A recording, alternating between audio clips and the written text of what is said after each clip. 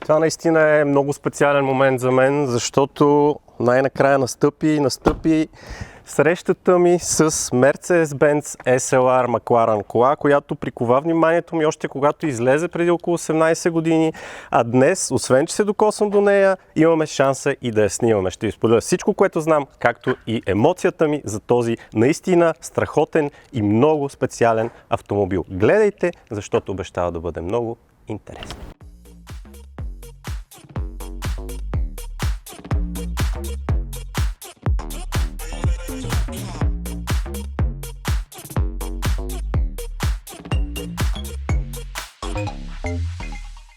Детайлинг България. Потопете се в света на качествената автокозметика. Историята на този автомобил започва още от 1999 година и изложението в Детройт, където марката представя Mercedes-Benz Vision SLR. Визия, т.е. прототип на, както те го наричат тогава, Silver Arrow of Tomorrow или Сребърната стрела на утрешния ден. Както знаете, може би, Сребърна стрела или сребърните стрели всъщност се наричат състезателните автомобили на марката още от 30-те години, всъщност от 1935 година. Името на модела и на визията SLR съкращение от Sport, което е Sport Licht, което е лекота на немски, и Rennsport, което е състезания.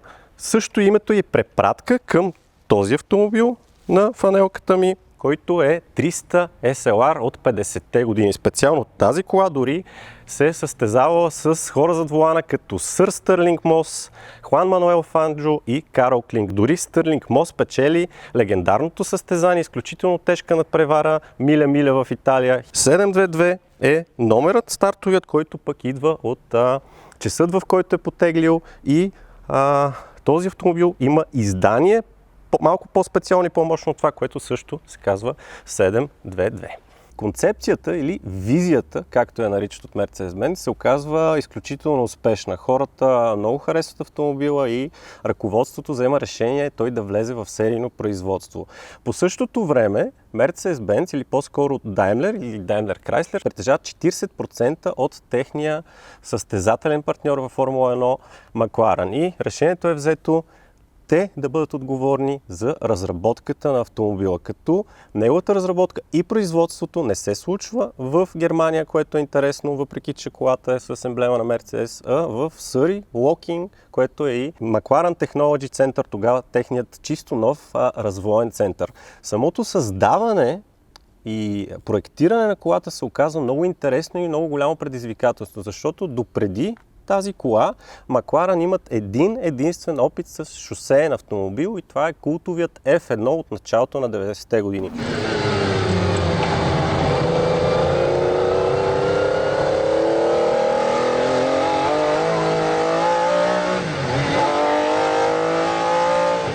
Той обаче в никакъв случай не може да се приеме като масов автомобил. Знаете колко малко бройки са произведени, 70 и няколко, мисля, че бяха това, като той е бил и мечта проект за Гордън Мъри, който е инженер и изключително маниачен в всеки един детайл. Всичко иска да бъде максимално леко, максимално бързо, максимално изпипано. Този автомобил обаче, поради концепцията му, е доста по-различен. Той е GT купе, както виждате, с автоматична трансмисия, с голям V8 двигател. Самото проектиране е било много сложен процес, защото Mercedes дават ноу-хауто на производство на масови автомобили, макар че не е толкова масов, от McLaren се взема техният опит в моторспорта. Голям успех и много трудно е било серийният автомобил да се доближава изключително много до концепцията, до Vision SLR, но McLaren и Mercedes са се справили с задачата. Интересното е, че цялата конструкция на колата е карбонова. Това означава шасито, нещо, което се комбинира дори и с карбонови деформационни зони. Това нещо, което е предназначено да абсорбира енергията при удар, евентуален, всъщност тук също е карбоново. Две греди, 62 см, почти всичко по колата е карбон, включително панелите, калниците, броните и така нататък, което наистина е уникално в света на автомобилостроението. По отношение на дизайна, както виждате, изключително дълъг преден капак, който не е случайен, освен че е дизайнерски елемент и напомня на колите от едно време. Причината е и позицията на двигателят, който е предно разположен, но реално не е предно, а е изнесен назад към средата на купето и се намира зад предната ос. Това е било изискване от страна на Макларен, за да е максимално добре разпределена масата на автомобила. В случая 49% на предната ос и 51% на задната. И като казах маса, колата тежи малко над 1700 кг. Да, може да ви се струва малко много на пръв поглед, но имайте предвид, че това е голям автомобил. Дължината му е почти 4,7 метра или 4656 мм, 2700 мм междуосие, височината е 1261 мм, но като се отворят вратите нагоре, достига над 2 метра. А широчината е малко над 1,90 м. Освен това имате тежък V8 и, както казах, автоматична трансмисия. От F1 заемка, както виждате, този нос много е характерен и реално го няма при нито един друг модел на марката, поне не е толкова изразен. Фаровете, еволюция на 4-те очи на Мерцедес, които се появяват в началото на 90-те години, само че тук са сляти в интересни форми, биксенови фарове и истинска решетка отпред с нос стил F1. Гордън Мъри също така е държал колата да е максимално аеродинамична и една от причините изпускателната система да завършва тук отстрани е именно това, защото той е искал абсолютно равен пот на автомобила, за да може въздуха да се обтича по-добре и да се създава сила на притискане. Виждате ги ауспусите, 60 мм отвори. Тук отзад е много компактна системата, което генерира адски много топлина. Имате гарнета, които бяха с обем 19,6 литра, катализатори, всичко е сложено точно тук. Именно заради това са разположени тези решетки. Това не е дизайнерски елемент толкова, колкото наложително, за да може да се охлажда двигателното отделение и най-вече изпускателната система. Има хриле и отгоре, и дори тук на вратата, когато отворите, има предупредителни стикери да не се пипа, защото може да се опарите. Тези неща са метални, което също много ми харесва, и цялостната концепция на дизайна се вписва изключително добре с визията, която са искали да постигнат от Мерцедес и Макларен. Дизайна на джантите е уникален за този автомобил и лично на мен е бил един от елементите в колата, които ми допадат изключително много. Освен визуален елемент, те са и функционален, защото отвеждат топлия въздух от спирачната система, която също е много интересна и ще ви кажа за нея след малко. Освен този дизайн, има и 5-лъчев дизайн в началото на производството на автомобила, които там размерът е 18 инча, докато тук са 19 с размер на предните гуми 255 на 35 и 295 на 30 отзад. Спирачната система карбон керамични дискове. Това е един от първите серийни автомобили с такава система 2003 година, като всъщност и наистина първия е също на Mercedes през 2000 година CL55 AMG F1 Edition. Ранна технология тогава, който прави калибровката доста трудна, но пък автомобилът е много бърз. 334 км в час и затова трябва да има и добри спирачки. 8 бутални апарати отпред, 380 мм дискове и 370 мм дискове отзад с 4 бутални апарати. Освен иновативната система от керамика, иновативна е и самата мехатроника на цялата система. Тоест имате SBC. Това е революционна нова система, разработка на Daimler и на Bosch тогава. Sensotronic Brake Control. Това означава, че когато натиснете спирачния педал, за разлика от нормалните системи, при които там нагнетявате налягане и което отива при различните апарати в различните краища, тук самият педал е снабден с сензор за натиск и за позиция. Той дава сигнал на системата и на самият съд, който е с хидравлична течност и е разположен тук отзад, където между другото и казанчето за чистачките са перфектно разпределена масата. И оттам компютъра дава сигнал към кое колело колко усилие да се разпредели. На теория това е доста по-добра система от нормалното, но всъщност преди години Mercedes имаха малко проблем с нея. Тя бе въведена за пръв път при SL R230 поколението, имаше и в E-класата, при фейслифта го премахнаха, също така се използва и при Maybach. Между другото, Maybach работи със същата скоростна кутия, както и този автомобил. За дизайна на задницата мисля, че говори сам за себе си. Интересни елементи са LED мигачите, които сега не може да видите, но когато са пуснати се виждат по-скоро, когато гледате централно срещу тях, отстрани не чак толкова. Масивен дифузор ви казах с 6 елемента, който е тук не само за красота, а наистина върши работа, защото автомобилът е много бърз. Истинска решетка за оттичане на въздуха тук и още един аероелемент. Имате активен спойлер, който обаче Mercedes и McLaren наричат Air Brake, т.е. въздушна спирачка, защото когато автомобилът дигне над 95 км в час, той се повдига и застава под ъгъл 10 градуса, за да увеличи притискателната сила на задната част. При рязко натискане на спирачките обаче, той се вдига още нагоре, при това рязко на 65 градуса и по този начин създава по-голямо челно съпротивление, спирачките работят по-добре и също така разпределението на масата динамичното, т.е. когато се набият спирачките и масата отиде към предната ос, това нещо се случва доста по-малко заради този аероелемент. Какво има под задния капак, който между другото е много лек, който е интересно, тъй като ви казах активен спойлер с всичките механизми вътре, но въпреки това се отваря много лесно, защото е изцяло карбонов, както повечето неща по автомобила. И сравнително голям багажник обем, 272 литра. Именно това е била една от целите при разработката този автомобил да е като супер спортно GT, дори хипер GT, някои така го определят. Какво има тук отдолу? Карбонова кора, тук се намира акумулатора за перфектно разпределение на масите, а тук отстрани е течността за чистачки се налива, както и модулът на споменатото вече SBC. Има нещо друго интересно, което обаче искам да ви покажа. Това капаче тук за резервуара. Резервуар, който е с обем 97,6 литра, което също е прилична стойност, като средна консумация на гориво дават с около 14 на 100, макар че при преместването, което за сега правих на този автомобил, показваше 60, но по-интересното е, че тук пише Check Engine Oil at every fuel refill, т.е. проверяйте маслото на всяко зареждане. И книжката на колата, която се постарах да прочета, или поне повечето от нея, също е обозначено Oil consumption of the SLR is slightly higher than other vehicles. Т.е. консумацията на масло на SLR е малко по-висока от тази на други автомобили. Какво консумира маслото? Ще ви покажа сега.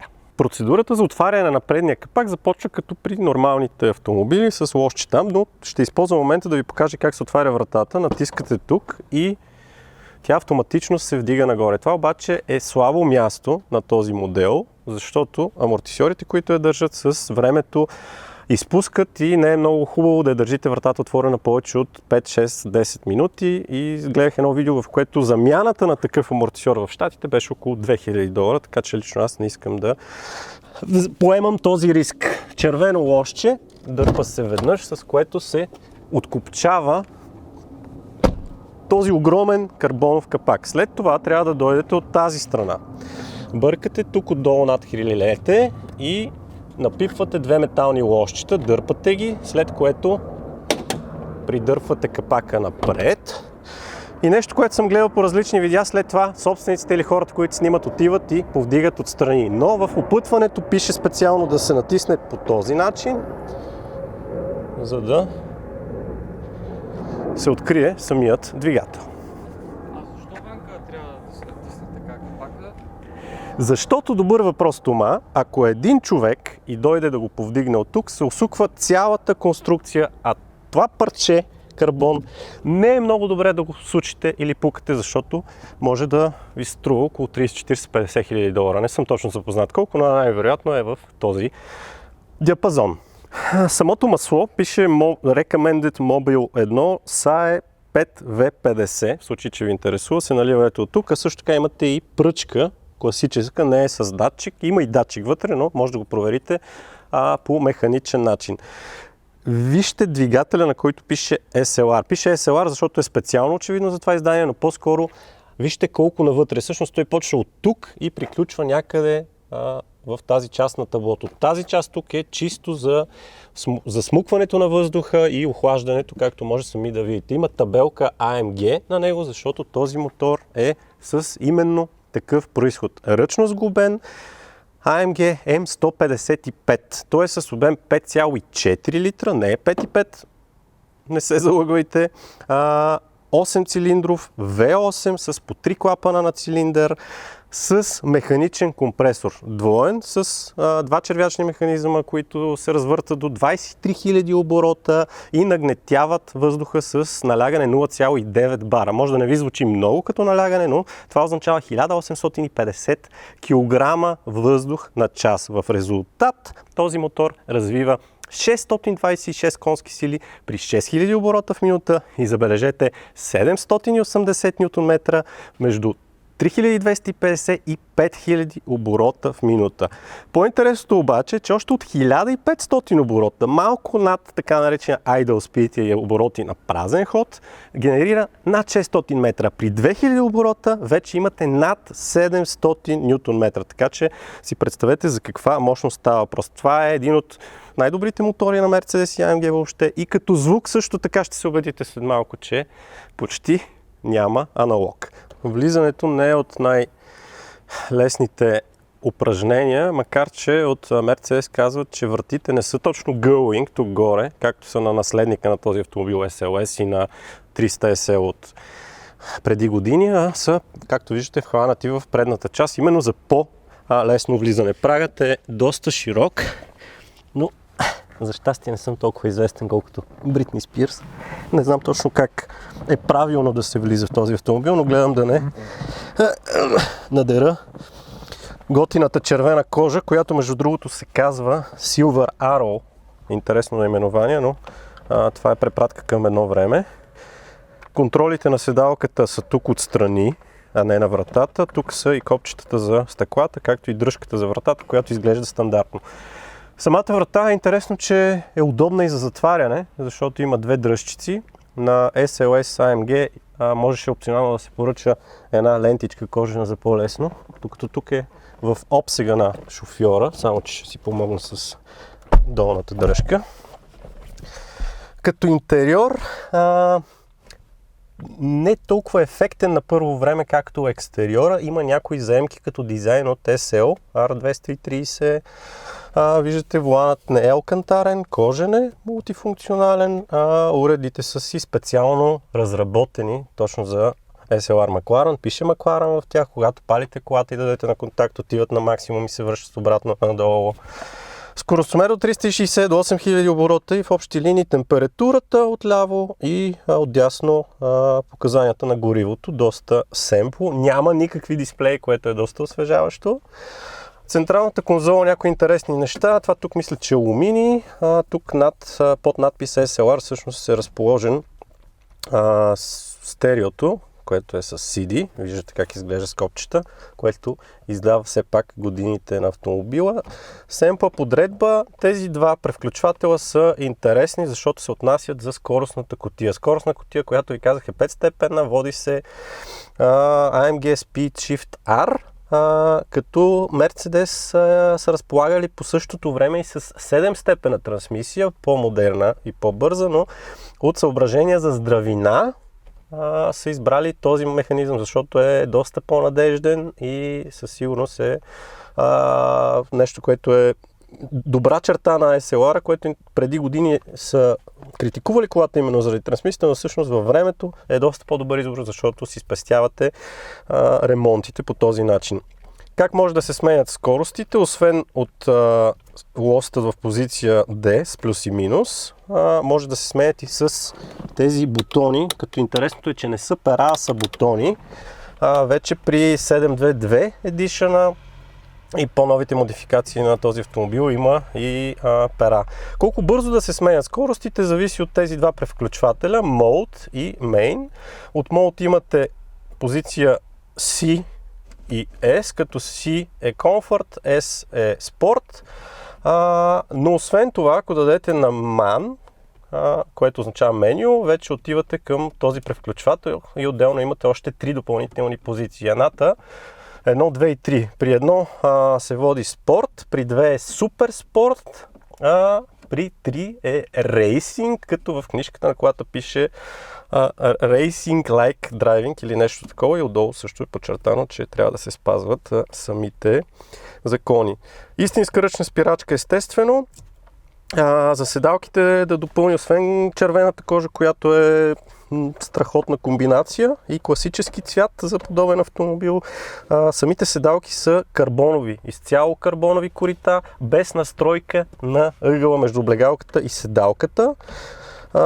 Мърда се абсолютно цялата конструкция и от Mercedes казват, че това е решение с 25% по-леко от конвенционална седалка. При специфицирането на автомобила собственикът е имал възможност да избере между 3 размера на седалките, за да е сигурен, че ще са му по мярка. По отношение на видимостта ще ви кажа, като подкарам автомобила след малко. По отношение на мястото за съхранение на предмети, очевидно в вратите няма как да имате джобове, защото всичко би изпадало. Тук отдолу имате капаче, запалка, малко флокирано пространство и пепелник, който е съвсем миниатюрен. Вижте колко е маничък. Сигурно е за една цигара или пура. Аз лично не бих пушил в автомобила. Тук имате два бутона. С единия се отваря подлакътника, който съдържа поставка за телефон. Вижте, имайте и кабел. В щатите мисля, че бяха Motorola. Тук трябва да е, може би, някаква Nokia. Малко пространство за съхранение на вещи, но нещо, което не всеки знае според мен, а и не всеки кара SLR McLaren, така или иначе, е с вторият бутон се отваря допълнително пространство с обем от около 42 литра. Вижте, тук отзад е практично за съхранение на разни вещи, дори си има амортисьорче, като марката казва, че в общото пространство за съхранение е около 46 и няколко литра. Но самото палене е много ефектно и от марката са го измислили по такъв начин, че да е като събитие. Имате ключ, съвсем нормален, който обаче без металната част е с инфраред. Поставя се тук от дясно. Завъртате веднъж. Стрелките отиват до край, се връщат. Завъртате още веднъж за контакт и натискате спирачката. Махате капачето, което е алуминиево, и червеният бутон.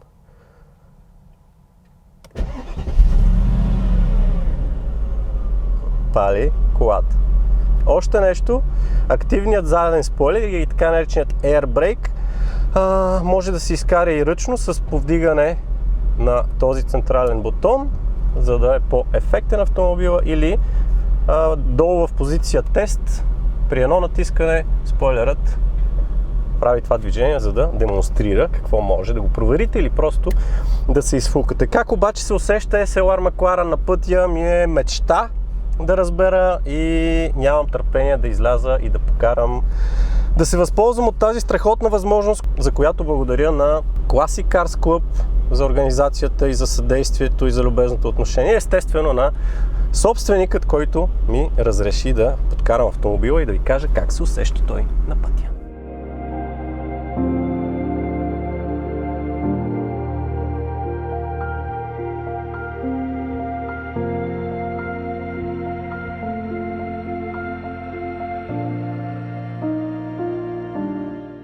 Няколко неща. Първото, видимост няма. Това огледало увеличава много, но нямам представа къде свършва задницата. Това по-малко. Виждам само част от нея. Задният прозорец е малък и имам чувството, че седя супер далече от предницата, което е така, защото на практика задника ми е почти над задната ос. Предния капак въобще нямам представа къде свършва. Имам чувството, че е на друг адрес буквално. Така че за ежедневието в града, според мен, този автомобил не е особено практичен, като сложим и влизането и излизането. Другото нещо, возията е твърда. Двойни рамени носачи отпред и отзад. Окачването мисля, че не е адаптивно и е направено сравнително стегнато. Даже доста стегнато, като и причината да вози стегнато също така е коравината на цялата конструкция. Това трябва да се има предвид, макар че този автомобил е нещо като... Той всъщност е супер GT. Това големия проблем е било на SLR, когато е излязъл, защото много хора са го сравнявали с Porsche Carrera GT, което е било разработено първо като състезателен автомобил и след това е направен шосеен от него, и с Ferrari Enzo, което е било също и е доста ексклузивен автомобил. Макар че при самата разработка на SLR се целили към Ferrari 550 и в един момент излиза Ферари Енцо и Енцото става бенчмарк, както му казват. Така че окачването също така е твърдо. Друго нещо, звука, дори с ниска скорост се чува двигателя. И това нещо ми хареса, защото звукът е страхотен, при ускорение ще го чуете след малко, надявам се, и доминира, просто доминира като усещане, което е як елемент. Волана, кормилното управление е супер тежко, независимо с каква скорост се движите. И причината за това нещо е, че рейката не е с променлива тежест в зависимост от скоростта. Дали карате с 30 или с 300, тя е еднакво тежка и за тази цел Мерцедес и Макларен са направили да е тежка, защото не е окей с 340 да кривнете рязко. Друг интересен елемент е, че самата рейка е с происход Мерцедес, окей, А-клас. Мерцедес А-клас. Тази рейка е сходна с А-класта. Защо са избрали? Не, явно са имали технически съображения да го направят от двете компании, съответно. И голямата критика към тази кола, която съм чувал за нея, е самите спирачки. Казах ви, ранни керамични, плюс Sensotronic Brake Control. Педал на спирачката буквално е супер твърд, закачен е долу в долната част и на практика входа му е много къс и според мен спокойно можеха да минат с един бутон тук, on-off за спирачките. Наистина няма... Усещането при спиране е... Много е трудно, просто хапе още в самото начало, супер тежко е, т.е. има лек, малък ход, къс ход, супер тежък педал и изведнъж захапва. Не, че не спират, просто модулирането на самото спиране е много трудно и обикновено правим кадри с рязко приближаване към Land Cruiser отзад и спиране в последния момент, за да е по-динамично и атрактивно, но още в началото на снимките казах на колегите, че няма да го правим, за да не резултира в катастрофа. Джереми преди години едно време култово видео на Top Gear направи много интересен тест именно с SLR за спирачките и спря от 190 км в час за около 70 метра, когато просто хапе брутално спирачните апарати. Спирачни апарати, които между другото, когато вали, накладките леко масажират дисковете, за да са винаги сухи, когато ще ви се наложи да ги използвате. И когато използвате много спирачките, те се запалват, горят, но няма никакъв проблем, защото са направени именно за това нещо. По отношение на динамиката казах ви, че още от 1500 оборота имате 600 Нм, от 2000 имате 700, на топа е 780 Нм. Двигателят е брутален. Просто тази кола се усеща като животински по някакъв начин и динамиката е брутална. Сега ще ви демонстрирам.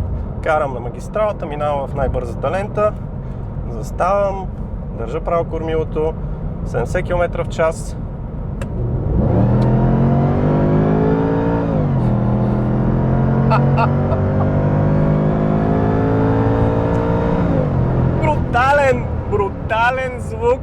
Брутален звук, който ще ми липсва в момента, в който сляза от този автомобил. Наистина един от най-яко звучащите двигатели, които съм чувал, и самото ускорение е брутално. От 0 до 100 км в час ускорява за 3,8 секунди. От 0 до 200 е 10,6, а от 0 до 300 е 28,8 секунди. Си представете каква брутална динамика.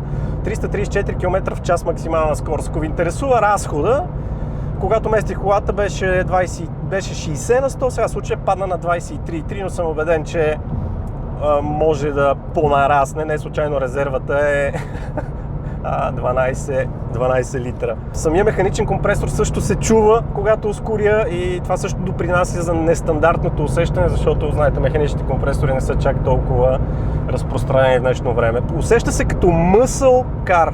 Muscle car, казвам го на английски, защото това си е термин, знаете, европейски muscle car, който няма нищо общо с нищо, което съм карал до сега.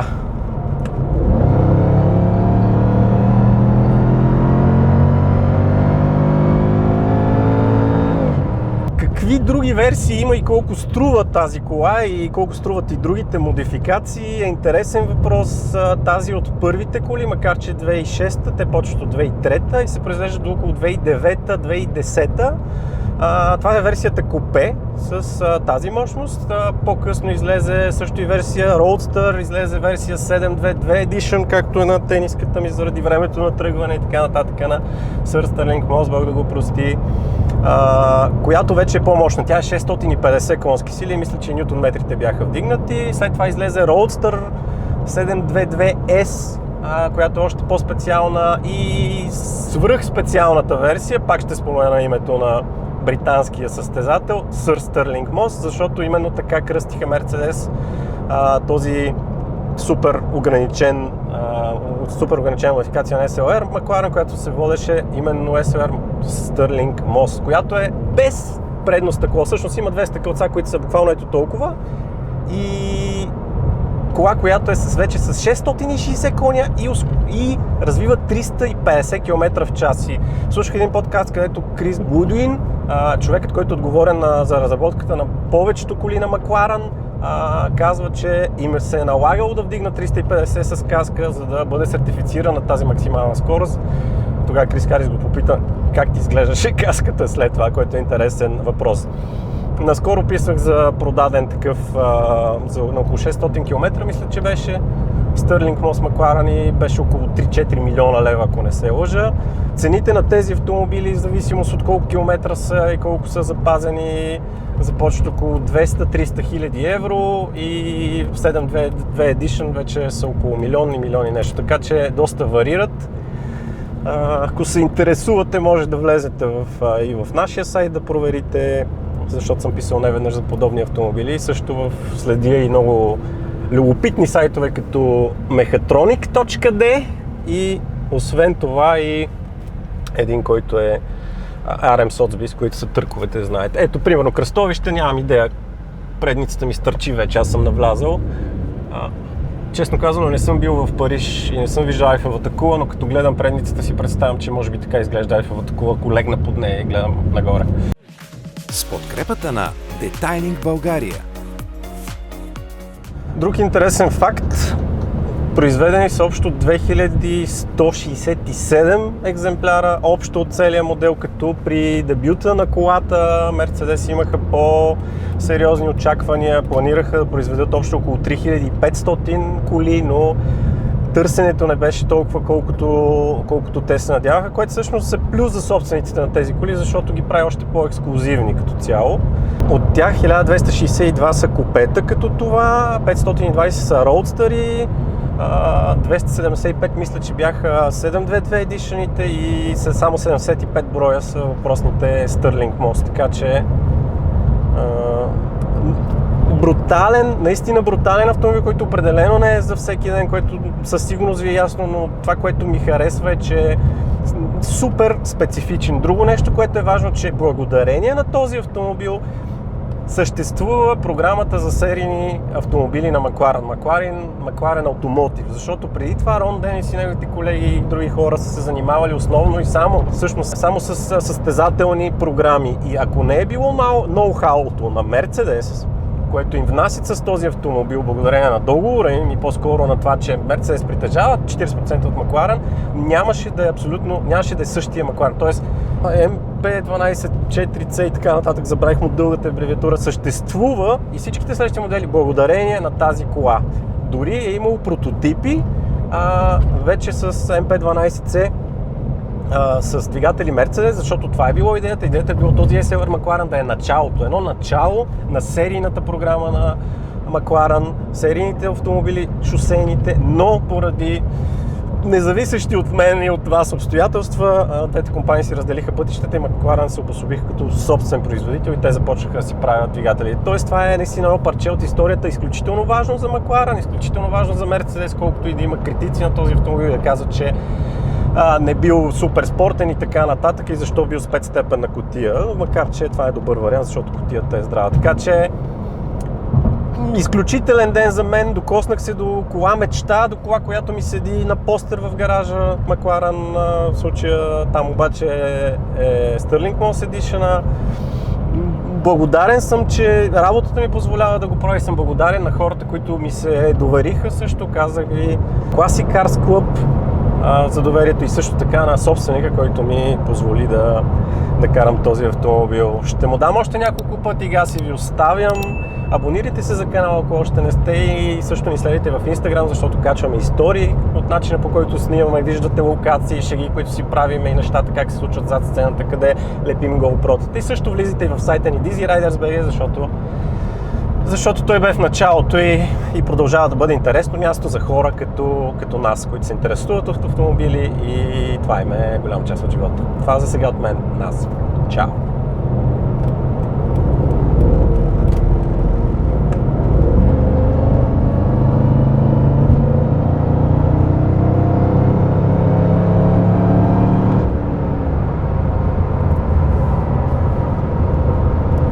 Готов съм, аз приключих.